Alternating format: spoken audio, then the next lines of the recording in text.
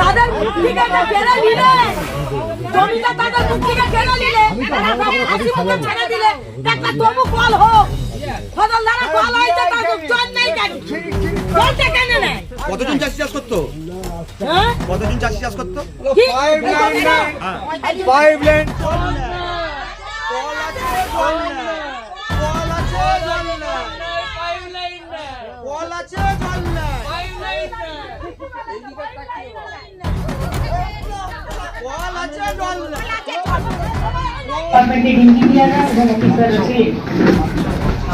এখানেও আপনারা দেখতে পাচ্ছেন পিএইচির জল যাতে মানুষের কাছে পৌঁছায়। আমাদের কাছে আমি একটা সার্ভে করে দেখেছি, অনেক কমপ্লেন আছে, অনেক জায়গায় পাইপ গেছে জল দেয়নি। তার কারণ হচ্ছে যে ডিপিআরটা করেছে সয়েল টেস্ট না করেই করেছে। গোঘাট ১ নম্বর পঞ্চায়েত সমিতির একটি গ্রাম পঞ্চায়েত সাউরা গ্রাম পঞ্চায়েত, যেখানে পিএইচির একটি জলের ট্যাঙ্ক তৈরি হয়েছে। জলজীবন মিশন হলঘর জলের এই প্রকল্পেরই একটি বিশেষ উদ্যোগ মানুষের বাড়িতে বাড়িতে পরিশ্রুত পানীয় জল পৌঁছে দেওয়া। আর এই উদ্যোগকে বাস্তবায়ন করে চলেছেন রাজ্যের তথা বাংলার মুখ্যমন্ত্রী মমতা বন্দ্যোপাধ্যায় স্বাস্থ্যবিধি নিয়ে দিবারাত্র কাজ করে চলেছেন। ঠিক একইভাবে মানুষকে পরিশ্রুত পানীয় জল দেওয়ার জন্য তিনি বদ্ধপরিকর। সেই মোতাবেকে গোঘাট ১ নম্বর গ্রাম পঞ্চায়েতের সাউরা গ্রাম পঞ্চায়েতের আমডোবা গ্রামের জমি অধিগ্রহণ করে তৈরি হয়েছে পিএইচি। খুশির হাওয়া সাউরা গ্রাম পঞ্চায়েতের মানুষদের, কিন্তু খুশি কোথায় কি? স্থানীয় মানুষদের অভিযোগ, পিএইচি তৈরি হয়েছে নয় করে বছর দেড়েক আগে, তৈরি হলেও এখনও পড়েনি জল। তাদের আরও অভিযোগ, এখানে আধিকারিকেরা ছুটে এসেছেন, তৈরি করেছেন পাইপলাইন পাতার ম্যাপ, কিন্তু সমস্ত জায়গায় এখনও পাইপলাইন বসানোর কাজই শেষ হয়নি বলেও অভিযোগ স্থানীয়দের। কিছু কিছু জায়গায় পাইপলাইন বসানো হলেও সেখানে কল আছে, জল নেই। ১.৫ বছর আগে তৈরি হওয়া পিএইচি যেন মুখ থুবড়ে পড়েছে, যেখানে বাংলার মুখ্যমন্ত্রী মানুষের পরিষেবা দেওয়ার জন্য অক্লান্ত পরিশ্রম করে চলেছেন, সেখানে এই ঘটনায় প্রশ্ন তুলে দিয়েছে, কেন চালু হলো না পিএইচি? স্থানীয়দের অভিযোগ, দিনের পর দিন তারা অপেক্ষায় আছে, হয়তো আজ পড়বে জল, কিন্তু জল পড়া তো দূরের কথা, বর্তমানে পিএইচি যেন দৈন্যদশায় পরিণত হয়েছে, যেন বর্তমানে গোয়ালঘরের থেকেও করুণ অবস্থা পিএইচির। স্থানীয়দের অভিযোগ, পিএইচি তৈরি হয়েছে, নিয়োগ হয়েছে কর্মী, তিনি কেবলমাত্র সকাল সন্ধ্যা আলো নেভানোর এবং চালানোর জন্যই কি নিয়োগ হয়েছেন?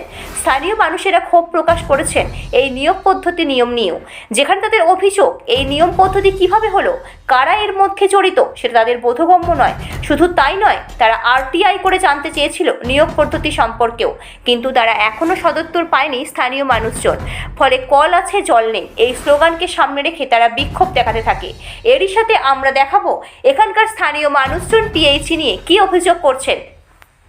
আর এই পিএইচি সম্পর্কে গোঘাট ১ নম্বর গ্রাম পঞ্চায়েতের জনস্বাস্থ্য পরিবেশ কর্মদক্ষ প্রদীপ রায় তিনি কি জানালেন।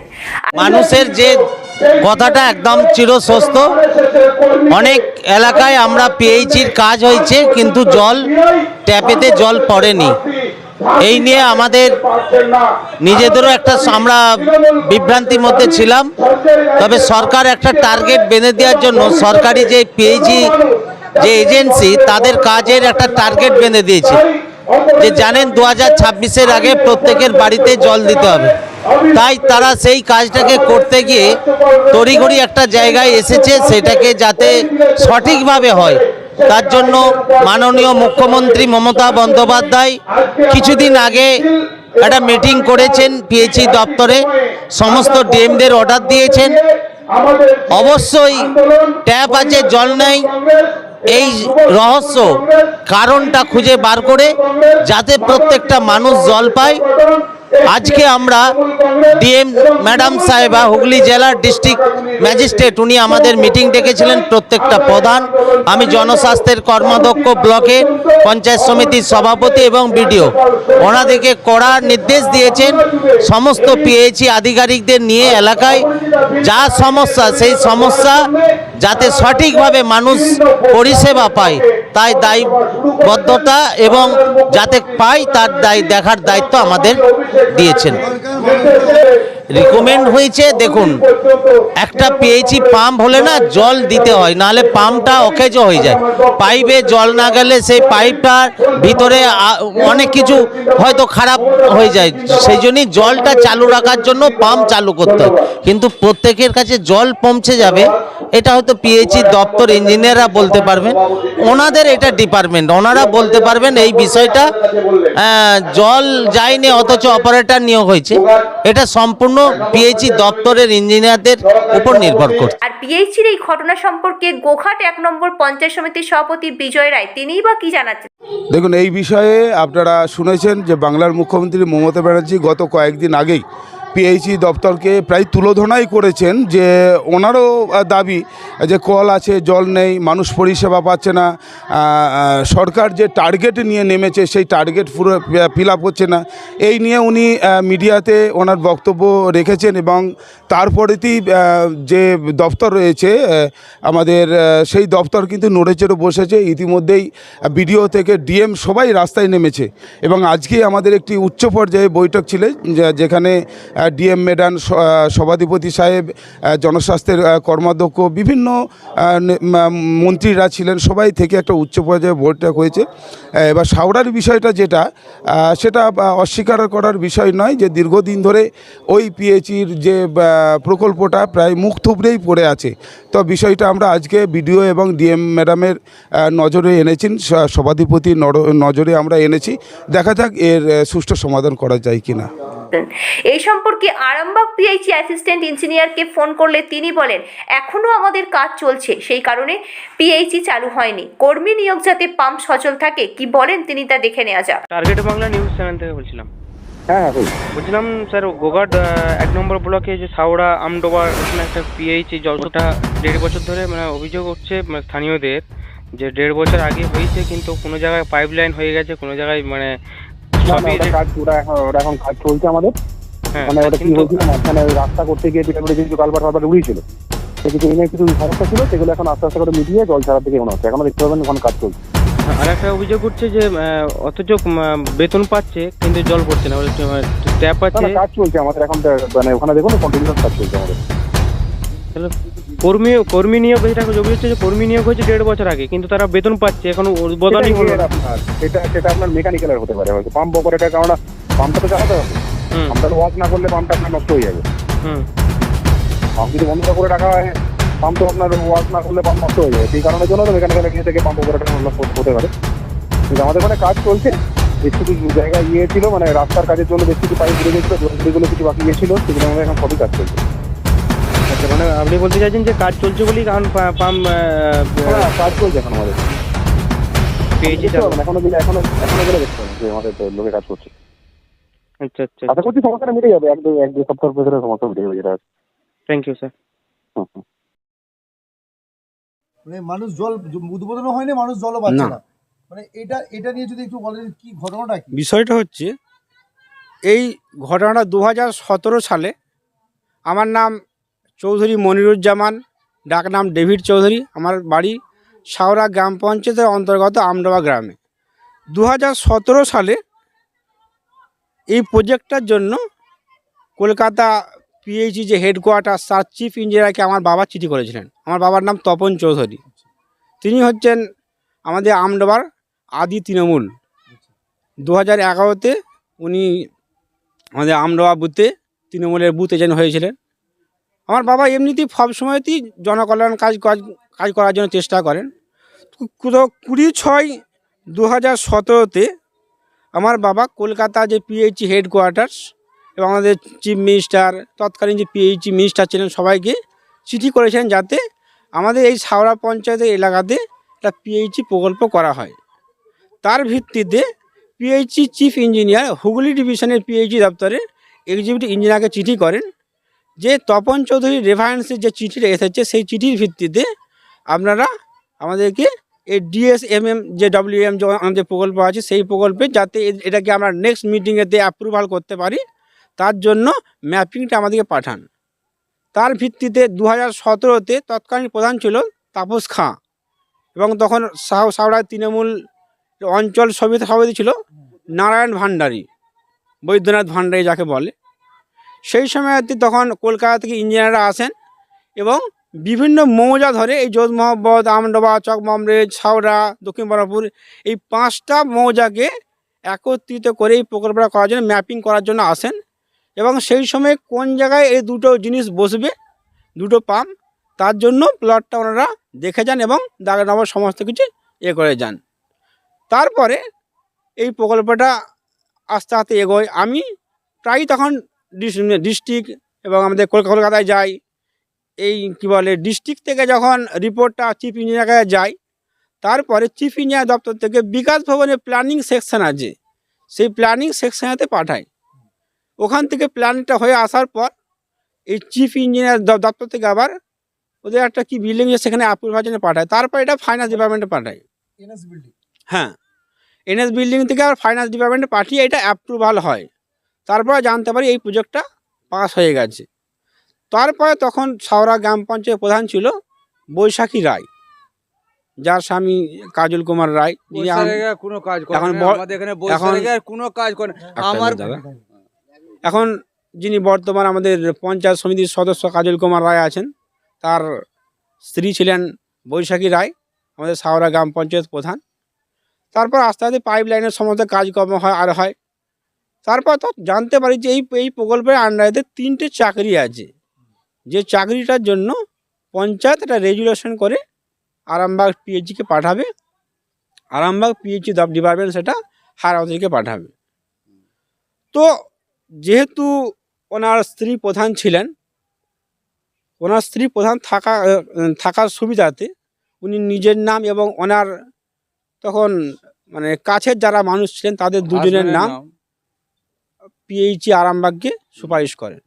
কিন্তু যেটা পরে জানতে পারলাম নিয়ম হচ্ছে, এই জিনিসটা করতে গেলেও পঞ্চায়েত প্রধানকে একটা বোর্ড মিটিং ডাকতে হয়। পঞ্চায়েতের যে বাকি মেম্বার আছে সমস্ত মেম্বারদেরকে নিয়ে একটা বোর্ড মিটিং ডেকে তারপর রেজুলেশন করে সেটা পাঠাতে হয়। সবাইকে অন্ধকারে রেখে এই কাজটা হয়েছে সবাইকে, সেই সময় বাকি যারা মেম্বাররা ছিল তারা কিন্তু কেউই জানতে পারেনি। এমনকি তখন যে আরও বাকি যা সব কমিটি ছিল ছিল তৃণমূলেরই, ধরুন আমাদের দলের যে কমিটি ছিল, কেউ জানতে পারেনি। প্রধান তার শুধু প্যাডের সুপারিশ করে পিএইচকে পাঠিয়ে দিয়েছে। কিন্তু আমার বিষয় হচ্ছে এরপর আমি পিএইচি ডিপার্টমেন্ট আমাদের আরামবাগ অ্যাসিস্ট্যান্ট ইঞ্জিনিয়ারকে একটা আরটিআই চিঠি করেছিলাম।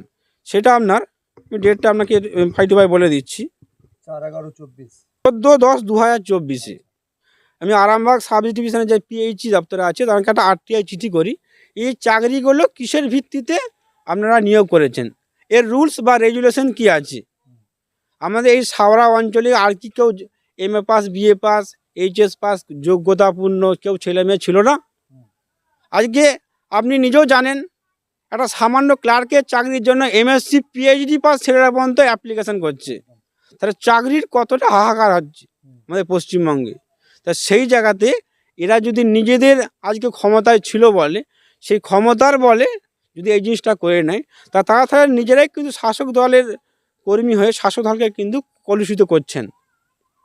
শুধু তাই না, আরও একটা কথা শোনা যাচ্ছে যে এটার ব্যাপারে বলছি আপনাকে স্টেপ বাই স্টেপ। তো আরামবাগ পিএইচি আমাকে কোনোভাবেই কিন্তু উত্তর দিল না। আরটিআই নিয়ম হচ্ছে যেদিন আরটিআই চিঠি রিসিভ করবে তার 30 দিনের মধ্যে সেই ডিপার্টমেন্ট উত্তর দিতে বাধ্য।